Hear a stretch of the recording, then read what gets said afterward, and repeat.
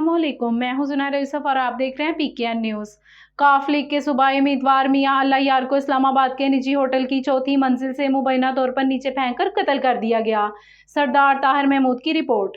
साहिवाल से काफ लीग के सूबाई उम्मीदवार मियां अल्लाह यार को निजी होटल में मुबैना तौर पर कत्ल कर दिया गया।